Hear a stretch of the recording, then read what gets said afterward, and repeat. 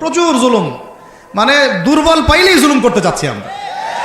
যদি দেখি ও আমার চেয়ে একটু দুর্বল, আমি জুলুম না করলে পেটের ভাত হজম হচ্ছে না। জুলুম করাটাকে আমরা ক্রেডিট মনে করি যে আমি জিতে গেলাম। আরে ভাই, কাল কিয়ামতের মাঠে কি হবে আপনার আমার অবস্থা? কাল কিয়ামতের মাঠে কি হবে অবস্থা? নবী সাল্লাল্লাহু আলাইহি ওয়াসাল্লামের কথা কি মিথ্যা? তিনি বলছেন কিয়ামতের মাঠে বহু মানুষ উঠবে উহুদ পাহাড়ের সমান নেকি নিয়ে। একেবারে উহুদ পাহাড় দেখছেন আপনারা কেউ? অনলাইনে দেখে নেন, বিশাল পাহাড়। জানাজার নামাজে শরীক হইলে 1 কেরাত নেকি হয়। 1 কেরাত মানে 1 উহুদ পাহাড় সমান। আর মাটি দিয়ে আসলে আরেক কেরাত নেকি হয়, মানে আরেকটা উহুদ পাহাড়ের সমান। উহুদ পাহাড়ের সমান আরো উঁচু উঁচু নামাজের নেকি, জাকাতের নেকি, হজের নেকি, ওমরার নেকি নিয়ে উঠবে বহু মানুষ। আমরাই হয়তো বা তারা, আল্লাহ পাক আমাদেরকে মাফ করুন। আমি ওঠার পরে বহু মানুষ সামনে দাঁড়ায় থাকবে।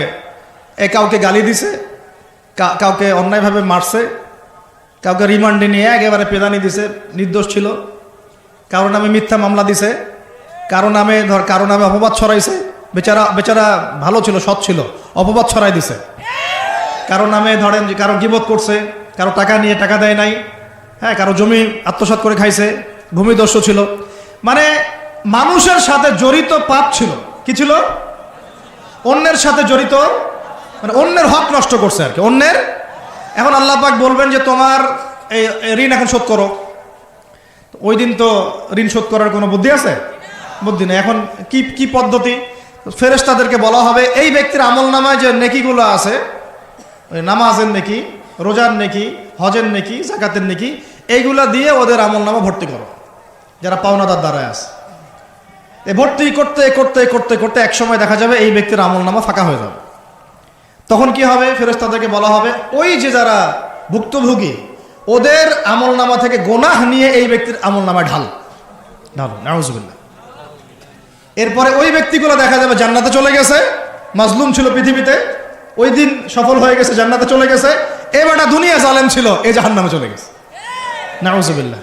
আল্লাহ পাক আমাদেরকে এরকম মানুষের হক নষ্ট করা থেকে হেফাজত করে না। ভাই, মানুষের হক নষ্ট করতে যায় না। নিজে আমল তো এমনিই কম, ভাঙাচোরা ইমান, মুনাফিকের মতো বসবাস করতেছি। এখন তো আমরা মুনাফিকের মতো বসবাস করতেছি এই দুনিয়াতে। এখন যারা আমার মনে হয় মন থেকে ইমানের দাবি করতে পারে শক্তভাবে যে হ্যাঁ আমরা ইমানদার, এরা হচ্ছে গাজ্জার ওই মুজাহিদ ভাইরা। বুঝেন না এই কথা? তারা মনে হয় দাবি করতে পারে যে হ্যাঁ আমরা ইমানদার। আমরা তো নেফাকের উপরে আছি, এখন আমরা তো স্বীকৃতি দিতে পারতেছি না, এখন সত্যকে স্বীকৃতিও দিতে পারি নাই। বরং আমরা মানচিত্র থেকে ফিলিস্তিনের মানচিত্র উঠাই দিলাম, দিয়ে যারা জালেম ওদেরটা প্রতিষ্ঠা করলাম। ওইটাও পাঠ্যপুস্তকে আসছে। আপনারা তো শুধু একটাই শুনে বসে আছেন, একটাই শুনে আছেন না আপনারা? শরীফ শরীফা তো আছেই, এইটাও একটা ইস্যু ছিল।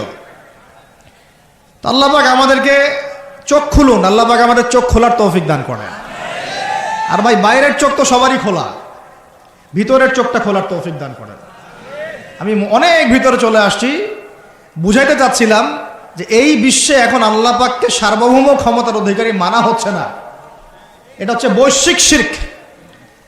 রাজনৈতিক ক্ষেত্রে আমরা আল্লাহর সার্বভৌমত্ব মানছি না, অর্থনৈতিক ক্ষেত্রে আমরা আল্লাহর দেয়া বিধান মানছি না, শিক্ষা ক্ষেত্রে আমরা আল্লাহ পাকের দেয়া শিক্ষানীতি মানছি না, সংস্কৃতির মধ্যে আমরা আল্লাহর সংস্কৃতি মানছি না, ব্যক্তি জীবনে, ইবাদতের জীবনে, পারিবারিক জীবনে, সামাজিক জীবনে আমরা আল্লাহ পাকের সার্বভৌমত্বকে বাদ দিয়ে মানুষের সার্বভৌমত্ব প্রতিষ্ঠা করেছি। আর আমরা তেলাওয়াত করতেছি তাবারাকাল্লাযী বিয়াদিহিল মুলক, আবার পড়তেছি কুলিল্লাহুম্মা মালিকাল মুলক, হে বলুন হে রাজত্বের অধিকারী, তুতিল মুলকা মান তাশা ওয়া তানজিউল মুলকা মিম্মান তাশা। আয়াতটা জানেন না আপনারা? সূরা আলে ইমরানে আছে। তো আমাদের কথা আর বাস্তবতার মধ্যে অনেক ফারাক। আল্লাহ পাক আমাদেরকে কোরআন গভীরভাবে অনুধাবন করার তৌফিক দান করেন।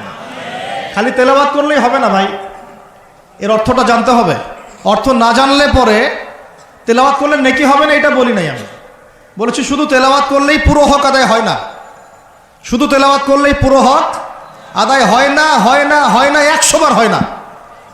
আবার বলতেছি, শোনেন ভালো করে, তেলাওয়াত করলে প্রত্যেক হরফে 10 নেকি হয়, কিন্তু শুধু তেলাওয়াত করলেই কোরআনের সম্পূর্ণ হক আদায় কোশ্চিন কালেও হয় না।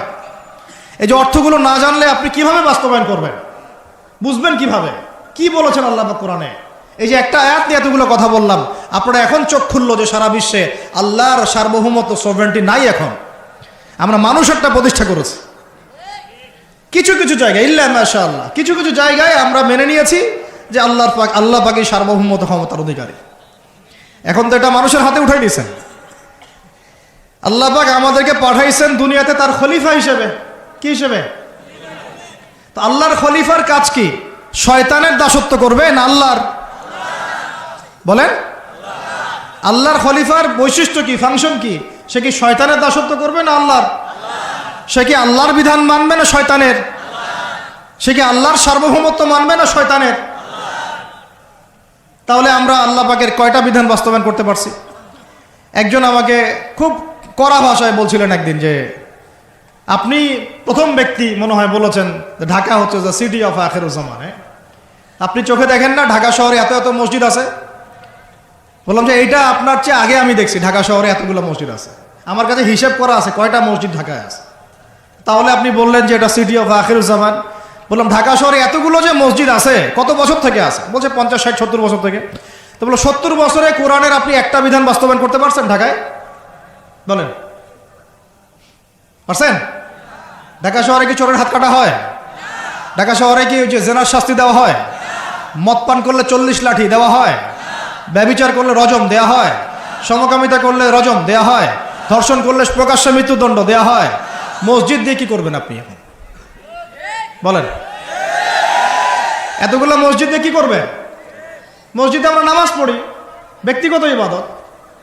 আর মানুষের বাঙালিকে কারা জানি বুঝাইছে সারা জীবন যত ইচ্ছা পাপ কর, শেষ জীবন একটা মসজিদ বানায় যাইস বা মসজিদের সভাপতি হয়ে থাকিস। ঠিক আছে, যত ইচ্ছা কর, যা ইচ্ছা কর, সুদ খা, ঘুষ খা, সব কর, শেষে একটা মসজিদ বানাই দিস। কারণ হাদিসটা হচ্ছে মান বানা লিল্লাহি মাসাজিদান বানাল্লাহু বাইতান ফিল জান্নাহ। কেউ যদি আল্লাহর জন্য একটা মসজিদ বানায়, আল্লাহ পাক তার জন্য জান্নাতে একটা ঘর বানাবে। ব্যাস, এই হাদিসের উপর আমল কইরা কবরে যাবে। সারা জীবন যে আমি মাশাআল্লাহ নাউজুবিল্লাহ আল্লাহর কোনো বিধানই মানলাম না, না নামাজ, না যাকাত, না সাদাকা, না এই যে কোরআন এর হক আদায় করা, না আমর বিল মারুফ, না নাহি আনিল মুনকার, না ইকামাতের দিন, ইত্যাদি ইত্যাদি। প্রথম কথা বলছিলাম লাআল্লাকুম তাত্তাকুনের হক আদায় করতে হবে। রাজি আছি তো ইনশাআল্লাহ? 2 নাম্বার এই যে বলছিলাম কুতিবা আলাইকুম নিয়ে কথা। কুতিবা আলাইকুম শুধু সিয়াম না, কুতিবা আলাইকুম কিসাসও আছে এখানে। কোন কিতাব? এখানে আছে না? নাকি বাড়ায় বললাম? আর এই কোরআন তো ভাই সবারই বাসায় আছে, কেন মানতে চান না? এত কেন ভনিতা কোরআনের সাথে? আর বাঁচবই বা কতদিন আমরা? সর্বোচ্চ 100 বছর। ভাই সবাইকেই তো একা একা আল্লাহর সামনে দাঁড়াইতে হবে, তাহলে এত ভনিতা কিসের? এত নেফাকি কেন? এত অস্বীকৃতি কেন? ইসলাম নিয়ে এত অ্যালার্জি কেন? আল্লাহ রসুল এবং ইসলামের নাম শুনলে গা জ্বলে কেন? কোরআন সুন্নাহর বিধানের কথা শুনলে কেন মনে হয় যে বাঁকা চোখে তাকান কেন? না জানি আবার কি বলতেছে, কোন জঙ্গি আসলো, কোন সন্ত্রাসী আসলো, এগুলো কি শুরু করছেন? এটা কোরআনের কথা, হাদিসের কথা, আল্লাহর কথা, রসুলের কথা। এখানে এইসব শব্দ প্রয়োগ করেন কেন? কবরে কি আমরা যাব, আপনারা যাবেন না? আপনাদেরকে হিসাব দেওয়া লাগবে না? কি মনে করতেছেন আপনারা? আর এই উম্মার বিজয়ের জন্য কি শুধু আমাদের একার দায়িত্ব না, সবার দায়িত্ব আছে? সবাই মিলে তো শক্ত হাতে একটা হাতল ধরলে না ইসলাম বিজয় হবে। তো আল্লাহ পাক যে ক্ষমতা যাদেরকে দিয়েছেন, কেন আপনারা বুঝতে চেষ্টা করেন না যে আল্লাহ রাব্বুল আলামিনের কাছেই সার্বভৌম ক্ষমতা, তার বিধান বাস্তবায়ন করেন, আল্লাহ পাক আপনাদেরকে আরো শক্তিশালী করবেন ইনশাআল্লাহ। যদি না করেন তাহলে শোনেন, একটা সময় পর্যন্ত আল্লাহ পাক ছাড় দেন। এটা ইতিহাস। নমরুদ একটা লম্বা সময় ছাড় পাইছে, ফিরআউন আরো লম্বা একটা সময় ছাড় পাইছে, আজ জাতি সামুদ, আসহাবুল আইকা, মাদিয়ান, লুত, কত যে কম চলে গেছে হিসাব নাই। ইতিহাসটা খালি পড়বেন কোরআনের, কত যে কম পৃথিবী থেকে চলে গেছে এরই হিসাব নাই। আল্লাহ পাক জানাইছেন অল্প কিছু, বাকি কিছু জানানো নাই আল্লাহ পাক আমাদেরকে। আল্লাহ পাক জানানি নাই অনেক কিছু আমাদেরকে, যেগুলো আমাদের দরকার সেগুলো জানাইছে কিছু কিছু। কেউ কি টিকতে পারছিল? কেউ কি আল্লাহর বিধানের বাইরে গিয়ে চলতে পারছে? দুনিয়া টিকতে পারছে? কেউ কি চিরস্থায়ী ছিল? কোন নবীও তো চিরস্থায়ী ছিল না। তাহলে কিসের পিছনে ছুটতেছেন? আল্লাহ পাক আমাদের সবাইকে কথাগুলো বোঝার তৌফিক দান করেন। ব্যক্তি জীবন থেকে শুরু করে এক সর্বোচ্চ লেভেল পর্যন্ত কোরআন, হাদিস, ইসলামকে বাস্তবায়ন করার তৌফিক দান করেন। আল্লাহ পাক যাদের মধ্যে এই সততা আছে এই মানুষগুলোকে আল্লাহ পাক আমাদের ঊর্ধ্বতন কর্তৃপক্ষ বানায় দেন, আমিন। বা যারা আছেন তাদেরকে আল্লাহ পাক হেদায়েত দান করেন। রমাজানের এই শিক্ষাটার সামনেও এরকম দুই একটা শব্দ আছে, কুতিবা আলাইকুমুল কিসাস। আর একটা তো বললে তো মাথাই খারাপ হয়ে যাবে, বলবো? ওই যেখানে দেখছেন কুতিবা আলাইকুমুস সিয়াম, কুতিবা আলাইকুমুল কিসাস, এই ডানে বামেই খুঁজবেন, 3টা পৃষ্ঠার মধ্যেই পাবেন। লেখা আছে কুতিবা আলাইকুমুল কিতাল, কুতিবা আলাইকুমুল এটা আবার কি? কুতিবা আলাইকুমুল কিতাল, তোমাদের উপর যুদ্ধকে ফরজ করা হয়েছে। কি ফরজ করা হয়েছে? একা একা আপনি করবেন না, একা একা করবেন না। ইসলামিক রাষ্ট্র করবে, ইসলামের রাষ্ট্রের আমির করবে, তার নেতৃত্বে জনগণ করে, একা একা বিচ্ছিন্নভাবে করে না। কুতিবা আলাইকুমুল কিতাল, এইটা যখন মুসলমানরা ছেড়ে দিয়েছে ওই সময় থেকে এই মাইর খাওয়ার যুগ শুরু হয়েছে। অটোম্যান এম্পায়ারটা সর্বশেষ ওই ফাইট করছিল ওই পশ্চিমাদের সাথে, পরাজিত হয়ে যায় তারা প্রথম বিশ্বযুদ্ধে 1914 থেকে 17-18-র মধ্যে। এরপরে ওই যে ব্রিটেন দখল করে জেরুজালেম, বেলফোর্ট ডিক্লারেশন হয়, তারপরে ইহুদিদেরকে ওই জায়গাটা ছেড়ে দেয়। এরপর থেকে যে 100 বছর হলো, আমাদের খিলাফা পতনের 100 বছর হয়ে গেছে। কত বছর? এটা একটা আশারও কথা। আশার কথা কেন? প্রত্যেক 100 বছর পর পর আল্লাহ পাক পরিবর্তন নিয়ে আসেন, এটা ইতিহাস ঘাটলে পাবেন। 100 বছর পর পর আল্লাহ রাব্বুল আলামিন বড় বড় পরিবর্তন পৃথিবীতে নিয়ে আসেন। তো যেহেতু খিলাফা পতনের 100 বছর হয়ে গেছে, আশা করা যায় সামনে কিছু ভালো কিছুই হবে ইনশাআল্লাহ।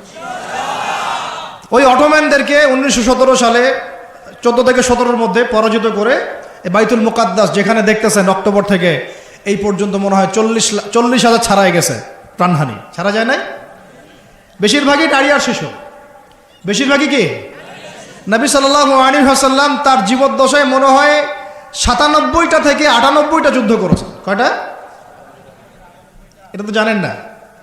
আমরা শুধু জানি নবী সাল্লাল্লাহু আলাইহি ওয়াসাল্লাম মিষ্টি পছন্দ করতেন, মিসওয়াক করতেন, তারপরে ডান কাঁধে শুইতেন, হ্যাঁ, সাদা জামা পছন্দ করতেন, দাড়ি রাখতেন, এগুলো আমরা জানি মাশাআল্লাহ। ওনার সিরাত পড়েন, ওনার জীবনীটা পড়ে দেখেন। 97 থেকে 98টাতে তিনি নিজে লিড দিয়েছেন, তিনি হয় লিড দিয়েছেন, না হলে অন্য কোনো সাহাবীকে পাঠিয়েছেন, মানে গাজওয়া অথবা সারিয়া। এখন এই 100টার মতো যুদ্ধে আপনি দেখবেন না কোনো নারীকে হত্যা করা হয়েছে বা কোনো শিশুকে হত্যা করা হয়েছে, আপনি খুঁজে পাবেন না। একটা ইতিহাস দেখাইতে পারবেন না যে মুসলমানদের হাতে কোনো শিশুকে হত্যা করা হয়েছে বা কোনো নারীকে হত্যা করা হয়েছে, আঘাত করা হয়েছে। শুধু আলী রাদিয়াল্লাহু আনহু একদিন এক নারীকে ধরেছিলেন, কারণ নবী সাল্লাল্লাহু আলাইহি ওয়াসাল্লাম বলেছিলেন যে অমুক জায়গায় এক মেয়েকে পাবা, ওই মেয়ের কাছে একটা চিঠি আছে, ও গুপ্তচর বৃত্তি করেছে, ওই চিঠি সে মক্কায় পৌঁছে দিতে চাচ্ছে, ওকে রাস্তায় ধরবা, ওর কাছ থেকে চিঠি আদায় করবা। কথা বুঝতে পারছেন? উনি গেলেন, দেখলেন হ্যাঁ ঠিক ওই জায়গায় এক মেয়ে আছে, এই চিঠি বের করো। আর নাই, আমার কাছে কোনো চিঠি নাই। তিনি বলছেন যদি চিঠি বের না করো তাহলে কিন্তু প্রয়োজনে একদম সব সার্চ করে চিঠি বের করবো কিন্তু। তো পরে ভয়ে সে চিঠি দিয়ে দিছে। এই একটাই ঘটনা পাওয়া যাচ্ছে যে মেয়েদের সাথে যুদ্ধক্ষেত্রে আচরণ। আর এই পুরো 100টা বা 98টা সারিয়ার গাজওয়ায় নবী সাল্লাল্লাহু আলাইহি ওয়াসাল্লাম সাহাবীদের হাতে একটা শিশুও মানে নিহত হয় নাই, একটা মহিলাও নিহত হয় নাই। যদি কোনো দলিল পান আমাকে জানায়েন, যদি আমার জ্ঞানে কমতি থাকে। আপনারা যদি দলিল পান আমাকে জানায়েন, আমার জানা নাই। আর আপনি দেখতেছেন অক্টোবর থেকে এই যে এটা কি মাস, মার্চ, এই যে 5, 6, 7 মাসের মধ্যে আপনি দেখতেছেন যে 40-42 হাজার মুসলমানকে মারা হচ্ছে, তার মধ্যে বেশিরভাগই নারী আর শিশু। নারী আর শিশু, এগুলো দেখলে তো ঘুম হয় না আমাদের, কিচ্ছু করার নাই, তামাশা দেখতেছি সবাই বসে বসে। আর যাদের করার ছিল এরা বসে খ্যাপসা খায়। কি খায়? ওরা ওই সিনেমা হল উদ্বোধন করে, মদের বার ওপেন করে, হ্যাঁ সুবহানাল্লাহ। পাশে নবী সাল্লাল্লাহু আলাইহি ওয়াসাল্লাম শুয়ে আছে, চিন্তা করেন, সাহাবীরা রাদিয়াল্লাহু আনহুম আজমাইন তারা শুয়ে আছেন। ওখানে গেলে মুমিনদের চোখের পানি ছেড়ে দেয় মানুষ। কি একটা অবস্থা! ওইখানে আল্লাহর ঘর বাইতুল্লাহুল হারাম। অনেকে আবার বলে কি করার আছে আমাদের কিছুই করার নাই। হ্যাঁ, তো ওই জন্য একদিন বলছিলাম তো কিছু করার নাই, তাহলে নেইমারকে নিয়ে এসে ফুটবল খেলা, ওটাও চলতেছিল। হ্যাঁ, বিভিন্ন বলিউড তারকা, হলিউড তারকা আইসা এসে কনসার্ট করতেছে, এগুলা করেন, কিছু করার নাই তো। বেশি না, আপনারা যদি একটু জিও পলিটিক্স পড়েন দেখবেন 10টা, বেশি না 10টা মুসলিম কান্ট্রি যদি একসাথে হয়, 10টা মুসলিম কান্ট্রি যদি একসাথে হয় বা একটা টেবিলে বসতে পারে, এই 10টা মুসলিম কান্ট্রির কাছে যে পরিমাণ সৈন্য আছে, যে পরিমাণ অস্ত্র আছে, যে পরিমাণ জ্বালানি আছে, যে পরিমাণ তেল আছে, আর যে পরিমাণ গ্যাস আছে, আর বাকি কথা নাই বললাম, এই ইসরায়েলের মতো 100টা দেশের সাথে মোকাবেলা করতে পারত। এক একটা বাচ্চার রক্তের বদলা নেওয়া যাইতো, একটা একটা বোনের ইজ্জতের বদলা নেওয়া যাইতো। শুধু ওই ইমানদার কোন ওমর আল্লাহ পাক এখন আমাদের কাছে দেন নাই। কারণ কেন দেন নাই জানেন? কারণ আমরা তো আর তার সাহাবীদের মতো না। আমরা যদি সাহাবীওয়ালা জিন্দেগি আবার শুরু করি, আল্লাহ পাক ওমর ইবনুল খাত্তাবও পাঠাবেন ইনশাআল্লাহ। বুঝাতে পারতেছি না? আমরা ঠিক না হলে তো আসমান থেকে ফেরেশতা নামবে না ভাই। আর আমরা এই এত দূরে বসে ছোট্ট একটা রাষ্ট্রের মধ্যে আলোচনা করি, কি আলোচনা করি আর কি ফায়দা হবে? কিন্তু আলোচনাগুলো করতেছি আল্লাহর কাছে দায়মুক্ত হওয়ার জন্য, যাতে আপনারা সত্যটা জানেন এবং হকটা বুঝতে চেষ্টা করেন, আপনার পরবর্তী প্রজন্মকে এটা জানান। আল্লাহ চাইতো আমরা না পড়লে কি হয়েছে, দেখা যাবে 100 বছর পরে হইলেও আমাদের পরবর্তী প্রজন্মরা ইনশাল্লাহ বাইতুল মুকাদ্দাস উদ্ধার করবে ইনশাল্লাহ। কারণ লিখা তো হয়ে গেছে এটা, যে ওইটা আমাদের হাতে আসতেছে ইনশাল্লাহ। এবং ওইখানে 40 বছর ইসলামিক খেলাফত বাস্তবায়ন না হওয়া পর্যন্ত এই বিশ্বে কিয়ামত হবে না ইনশাল্লাহ। কত বছর? কে করবে? ঈসা আলাইহিস সালাম। কে করবেন? ঈসা আলাইহিস সালাম। তার সাথে সঙ্গ দিবেন ইমামুল মাহদি।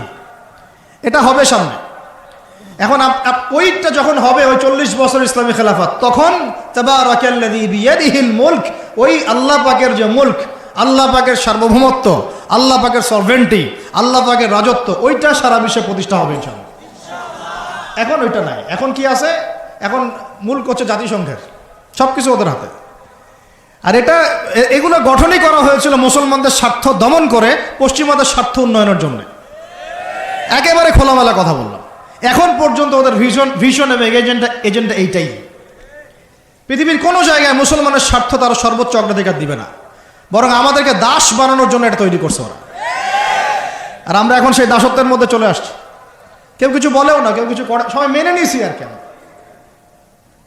আলোচনা করে লাভ নাই? আপনারা প্রত্যেকটা ঘরে ঘরে একটা করে আইয়ুবের জন্ম দেন, আলোচনা করে লাভ নাই। এত প্রত্যেকটা মা বোনকে বলবো, একটা করে বাচ্চা দেন আমাদেরকে আইয়ুবের মতো, একটা করে বাচ্চা দেন তারেক বিন জিয়াদের মতো, একটা করে বাচ্চা দেন আমাদেরকে বিন কাসিমের মতো। ইনশাল্লাহ আজ না হোক 100 বছর পরে হলেও ইনশাল্লাহ বিশ্বের শাসন ক্ষমতা আমাদের হাতে আসবে ইনশাল্লাহ।